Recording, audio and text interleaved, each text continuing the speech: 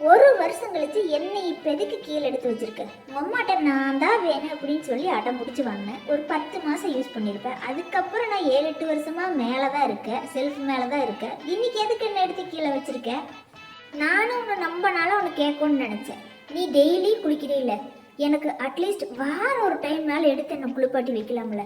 போன பொங்கலுக்கு எடுத்து என்ன மேலே போட்டது, அதுக்கப்புறம் என்ன நீ நினச்சிக்கவே இல்லை. ஆமா, இன்னைக்கு மட்டும் எதுக்கு என்ன கீழே எடுத்திருக்க?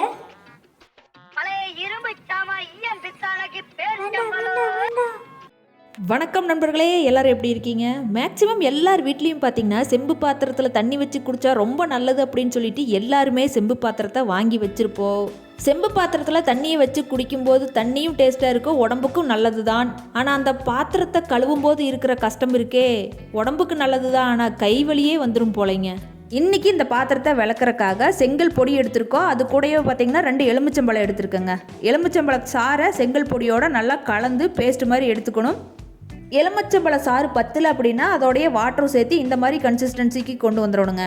இந்த பேஸ்ட்டை நல்லா ஃபுல்லாக அப்ளை பண்ணிவிட்டு ஒரு 1 or 2 minutes வெயிட் பண்ணிவிட்டு அதுக்கப்புறம் லைட்டாக தண்ணியை தெளித்து நம்ம எப்போவுமே பாத்திரம் விளக்குற பச்சை கலர் ஸ்க்ரப்பரை வச்சு லைட்டாக தேய்ச்சாவே போதுங்க. கம்பினாரெல்லாம் வச்சு தேய்க்க வேண்டாம். கம்பினார் வச்சு தேய்க்கும் போது பார்த்திங்கன்னா பாத்திரத்தில் நிறைய ஸ்க்ராச்சஸ் மாதிரி விழுறதுக்கு நிறைய வாய்ப்புகள் இருக்குது. அவ்வளோதாங்க, பாத்திரத்தை கழுவி எடுத்தாச்சு. பாத்திரம் நல்லா பளிச்சுன்னு ரெடி ஆகிடுச்சுங்க.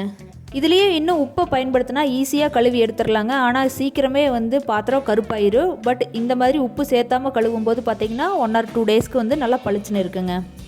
அவ்வளோதான் நண்பர்களே, இன்றைக்கான வீடியோ அவ்வளோதான். மறக்காமல் நம்ம சேனலுக்கு ஒரு லைக் போட்டுட்டு சப்ஸ்கிரைப் பண்ணிடுங்க. நாளைக்கு இன்னொரு வீடியோவில் பார்க்கலாம். Tata, bye bye.